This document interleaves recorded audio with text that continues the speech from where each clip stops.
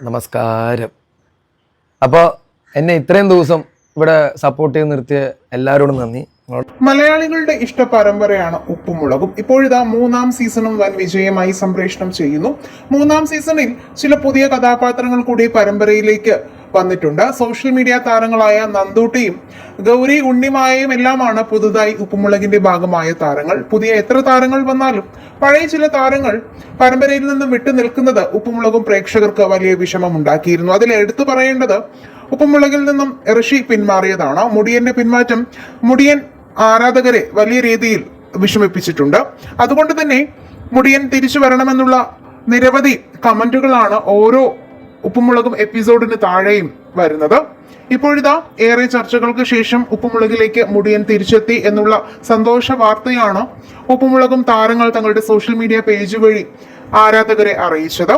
ഉപ്പുമുളകും സംവിധായകനുമായുള്ള ചില പൊരുത്തക്കേടുകൾ കാരണമാണ് ഋഷി സീരിയലിൽ നിന്നും പിന്മാറിയതെന്ന് താരം തന്നെ പറഞ്ഞിട്ടുണ്ട്. അതുപോലെ വളരെ കുറച്ച് എപ്പിസോഡുകൾ മാത്രം പ്രത്യക്ഷപ്പെട്ട് പിന്നീട് കാണാമറയത്തേക്ക് പോയ ഒരു കഥാപാത്രമായിരുന്നു ഉപ്പുമുളകിൽ ഡെയിൻ ഡേവിസ് അവതരിപ്പിച്ച സിദ്ധാർത്ഥ്. ജൂഹിയുടെ കഥാപാത്രത്തിന്റെ ഭർത്താവായിരുന്നു സിദ്ധാർത്ഥ്. ഇപ്പോഴിതാ ഇരുവരും ഉപ്പുമുളകിലേക്കും തിരിച്ചെത്തി എന്നാണ് ആരാധകർ പറയുന്നത്. അതിന് കാരണം നിഷ സാരംഗ് പങ്കിട്ട ഇൻസ്റ്റാഗ്രാം പോസ്റ്റാണ്. ജൂഹി റുസ്തഗിക്കും ഡെയിൻ ഡേവിസിനൊപ്പം ഒപ്പമുള്ള ഫോട്ടോയായിരുന്നു നിഷ സാരംഗ് ആദ്യം പങ്കുവച്ചത്. പിന്നാലെ പാറമട വീടിന്റെ മുറ്റത്ത് ഉപ്പുമുളകും ടീമിനൊപ്പം നിൽക്കുന്ന ഋഷിയുടെ ഫോട്ടോയും നിഷ പങ്കിട്ടു. മുടിയനും സിദ്ധുവും ഇനി ഉപ്പുമുളകിൽ കാണുമോ എന്നുള്ള ചോദ്യങ്ങളെല്ലാം നിരവധി കമന്റുകളായി വന്നുവെങ്കിലും നിഷ ഒന്നിനും മറുപടി ഇതുവരെയും നൽകിയിട്ടില്ല.